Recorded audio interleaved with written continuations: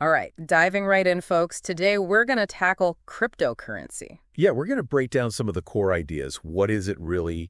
How does that whole blockchain thing work? hmm And, why is everyone comparing it to gold all the time? Okay, so first things first, when we say cryptocurrency, what are we even talking about? I mean, it's not like I'm pulling digital dollar bills out of my phone, right? Right, exactly. It is digital money at its heart, but instead of banks running the show, it operates on this huge network of computers. So no single bank or government controls it. That sounds pretty wild. Exactly. Traditional currencies, like your dollars and euros, they're called fiat currency, managed by governments.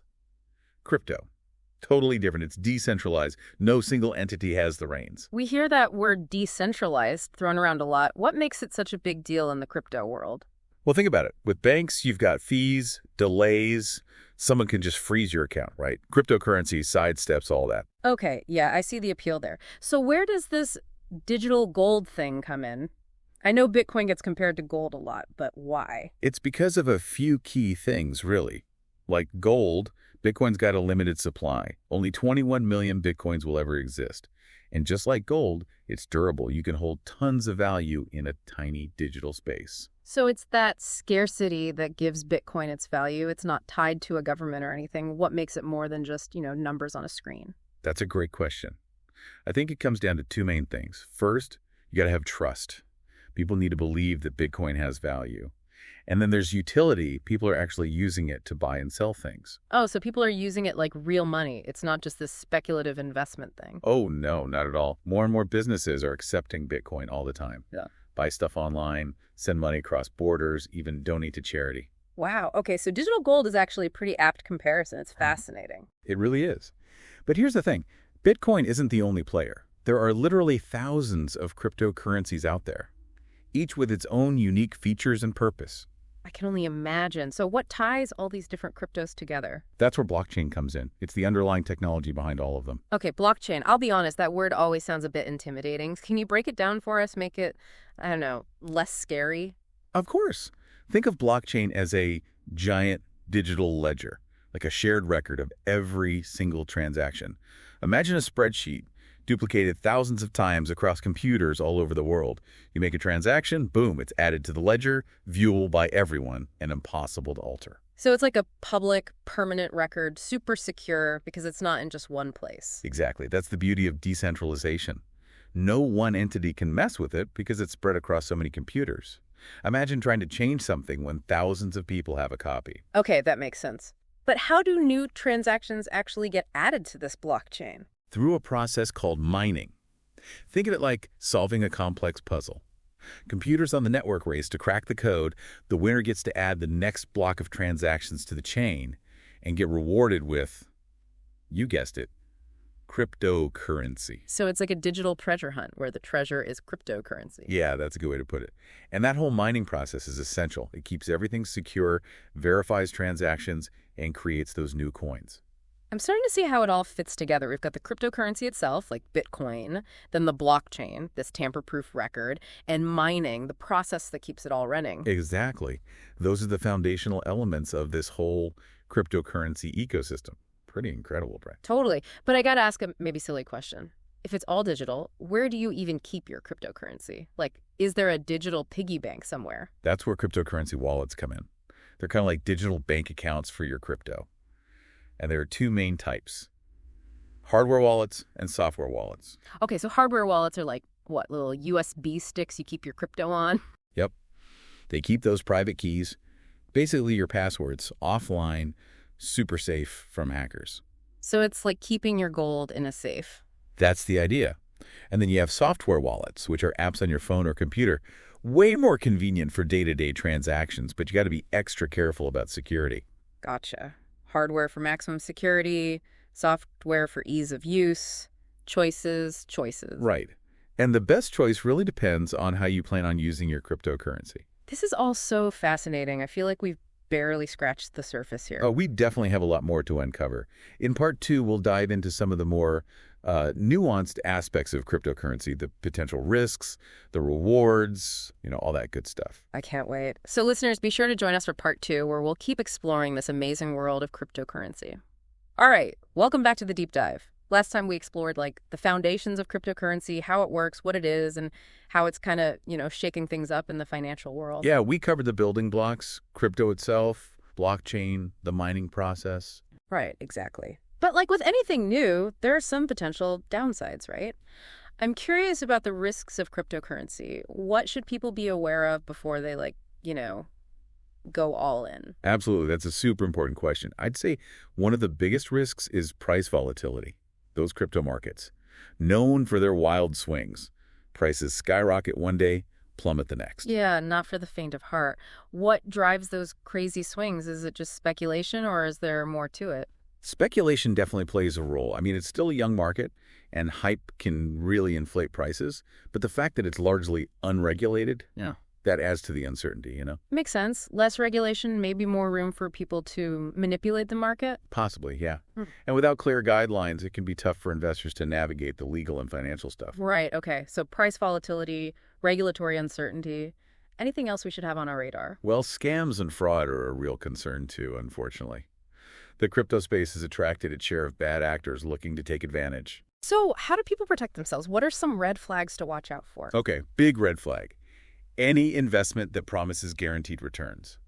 If it sounds too good to be true, it probably is. Good advice for any investment, really. Oh, absolutely. Yeah. Also, be wary of random offers, especially those coming through email or social media. Like all those get-rich-quick schemes that pop up. Exactly. And always do your research before putting in any money. Legitimate projects should be transparent about their team, technology, goals. So if it's all secretive, anonymous team, probably best to steer clear. Yeah, for sure. Transparency is key in the crypto world. Okay, so we've talked about scams, but what about the security of crypto itself? I mean, we hear about blockchain being so secure, but are there vulnerabilities? Well, blockchain technology itself is incredibly secure, but the platforms, the exchanges where people buy, sell, store their crypto, those can be vulnerable, like hacking and stuff. Ah, so even if the blockchain is like Fort Knox, the doors to get in could be weaker. Exactly.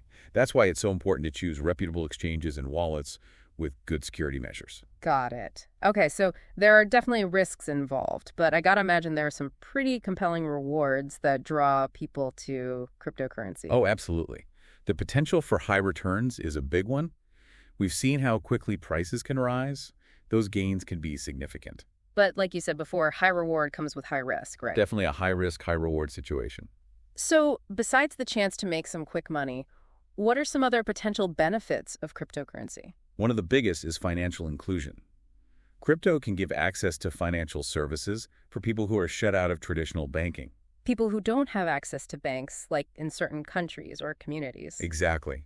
Crypto can give individuals more control over their own finances. It's empowering. That's amazing. What else? Cross-border payments.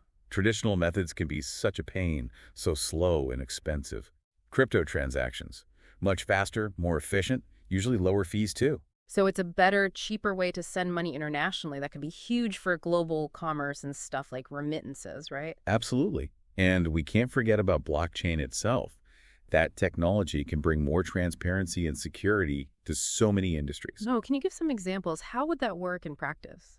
Well, imagine a supply chain where every step from origin to delivery is recorded on the blockchain. Everyone can see it, and no one can tamper with it. No more shady dealings or counterfeit products slipping through? Exactly. Or think about voting systems. Blockchain could make them way more secure and transparent. Wow. So it really does go way beyond just money. It sounds like there are risks, but there are some pretty powerful reasons why people are excited about cryptocurrency. A technology that could disrupt industries, empower individuals, even change the world. I totally agree. It's a tool with immense potential for positive change. And speaking of change, you mentioned stablecoins before. Remind me what those are again. Why are they getting so much attention? All right, stablecoins. They're a type of cryptocurrency specifically designed to, well, stay stable. They're usually pegged to something else, like the US dollar or gold. So you get the benefits of crypto, fast transactions and all that, but without the crazy price swings. Exactly. It's a way to be part of the crypto world without taking on quite as much risk. Yeah, that sounds pretty appealing to a lot of people. Are there different types of stablecoins? Yeah, there are. Most common are fiat collateralized, crypto collateralized, and algorithmic stablecoins. Wow. Okay, break those down for me. What's the difference? Well, fiat collateralized stablecoins are backed by actual fiat currency reserves. So for every stablecoin issued, there's an equal amount of, say, dollars held in reserve to guarantee its value. So like a one-to-one backup system. Yeah, exactly. They're considered the most stable and trustworthy because of that direct link to a real-world asset. Then you have crypto collateralized, which are backed by reserves of other cryptocurrencies. So instead of being tied to the dollar, they're tied to like Bitcoin or Ethereum. Exactly. It gets a little more complex there. And then there are algorithmic stablecoins, which use algorithms and smart contracts to maintain their peg. They adjust the supply based on what's happening in the market. That sounds incredibly complicated. It can be, yeah. Algorithmic stablecoins are definitely the newest and most experimental. They come with their own set of risks and challenges. So lots of variety in the world of stablecoins. Why are people so excited about them? What are some of the potential use cases? Well, they have the potential to change so much about our financial system.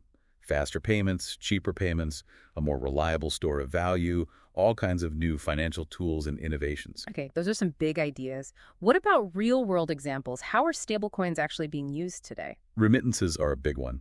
Sending money across borders with stablecoins can be so much more efficient and affordable, especially for people in developing countries.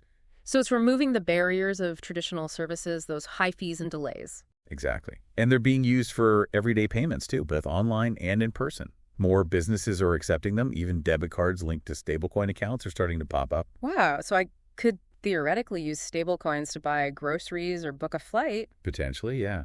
And they're gaining traction in this whole world of decentralized finance, or DeFi as it's called. DeFi, that's another term I hear a lot but don't fully grasp. Well, DeFi is all about creating a more open and accessible financial system using blockchain technology. Stablecoins are a key piece because they provide that stable medium of exchange for all the different financial applications within the system. So it's like building a whole parallel financial system on top of the existing one, but powered by crypto. In a way, yeah. It's still early days, but DeFi has the potential to really disrupt things, to empower individuals in totally new ways. And stablecoins are essential to making that vision a reality. Absolutely. They bring the stability and liquidity that a lot of those DeFi applications need to actually function. Okay, so remittances, everyday payments, DeFi. Anything else on the horizon? Any other potential uses for stablecoins? Oh, definitely. Micropayments are a big one. Tiny transactions, things like paying for online content, making small donations. They're often too expensive to process with traditional methods, but stablecoins can make it feasible because the fees are so minimal. Interesting. It sounds like stablecoins could change how we think about and use money for all kinds of things. Yeah, they open up so many possibilities. It's exciting to think about. It really is. This whole journey has been incredible. We've covered the risks, the rewards, all the amazing potential of crypto and blockchain. It's such a fascinating space. I'm eager to see what the future holds, how it all evolves. Me too. But before we wrap up this part, I want to ask you a big picture question. If cryptocurrency could truly change the world, what kind of impact would you hope to see? That's a great question.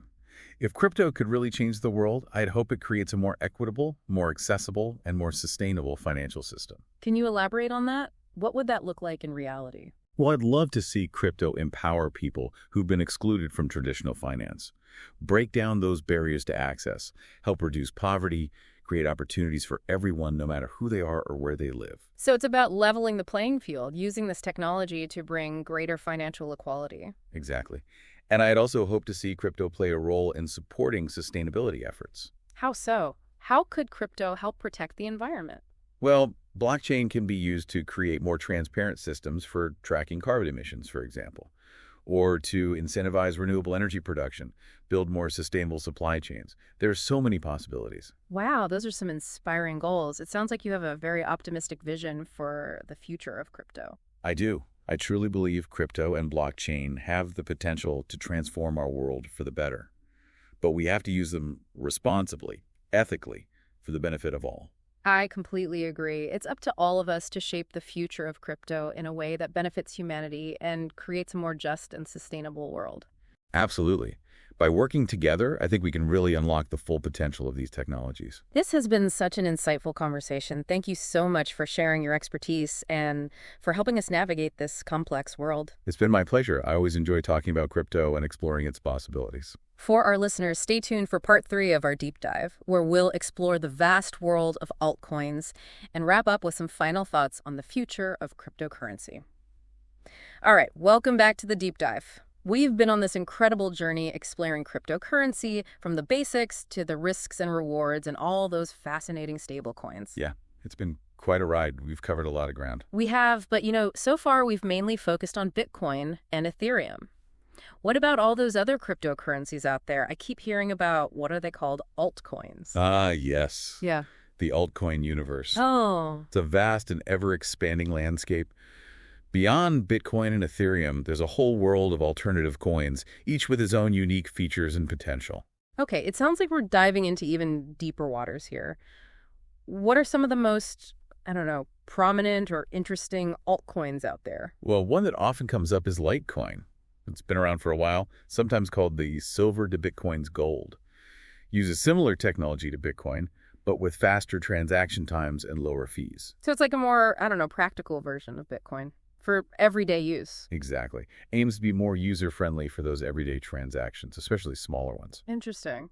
Okay, what else is out there? Another one is Ripple, or XRP. It's designed specifically for fast and low-cost international payments, mostly targeted towards financial institutions.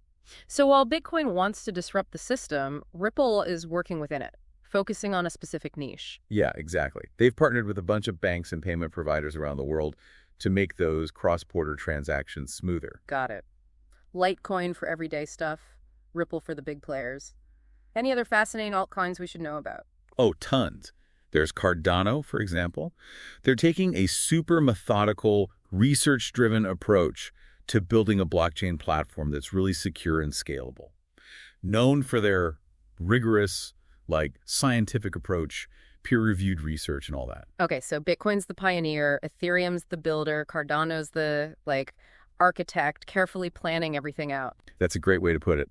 A lot of people are excited about Cardano because it can support a wide range of applications, from financial services to supply chains and beyond. The altcoin world is so diverse. Each coin is like its own little ecosystem, evolving and adapting. It really is. That's one of the things that makes it so exciting, right? There's this constant push to innovate, to find new solutions to real-world problems. You mentioned Stellar before, too, also focused on cross-border payments. How's it different from Ripple? Well, they both aim to improve those cross-border transactions, but Stellar is particularly focused on financial inclusion for underserved populations. So making those services accessible to people who don't have traditional bank accounts. Exactly. Yeah. They want to make it easier and cheaper for people in developing countries to access financial services, send money across borders, participate in the global economy. That's a powerful use case. It shows how cryptocurrency can actually be used to do good, to empower people. Absolutely. And like we've talked about, the potential of all this goes way beyond just money. Right. We've discussed blockchain's potential in supply chains,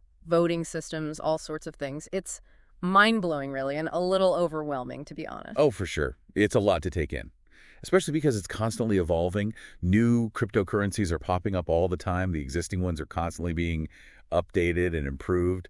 It's a lot to keep up with. So where does someone even begin? If you're new to all this, it must be pretty daunting. Any advice for those just starting to explore the crypto world? I'd say approach it with curiosity, skepticism, and a commitment to keep learning. Okay, unpack those for us. What do you mean? Well, curiosity, because Yeah. it's a complex world. The more you explore, the more you understand. So ask questions, do your research, dive into the tech. Don't be afraid to geek out a little bit. Embrace the learning curve. Yeah. And pair that curiosity with a healthy dose of skepticism. The crypto space can be full of hype and promises that are just too good to be true. Do your due diligence, research the team, look for transparency, make sure it aligns with what you believe in and your financial goals. Don't get swept up in the excitement without doing your homework. Exactly. And finally, that commitment to learning is crucial. The landscape changes so fast. New technologies, trends, regulations, it's nonstop. So it's not a learn it once and you're done situation. Got to be ready to keep learning and adapting as the crypto world evolves. Exactly. It's a journey, a really exciting one, but it requires that willingness to keep learning and growing with it. Well, this deep dive has certainly been an eye-opener for me. It's a fascinating world full of potential and complexity and honestly just a lot of excitement. It's been a pleasure sharing this journey with you and all our listeners. I truly believe crypto has the power to change things, and I'm really looking forward to seeing how it unfolds. Me too. And as we wrap up this deep dive, I want to leave everyone with a question to ponder. How do you envision cryptocurrency shaping the future? What role do you hope it plays in the world? Thanks for joining us on this incredible journey. Thanks for having me.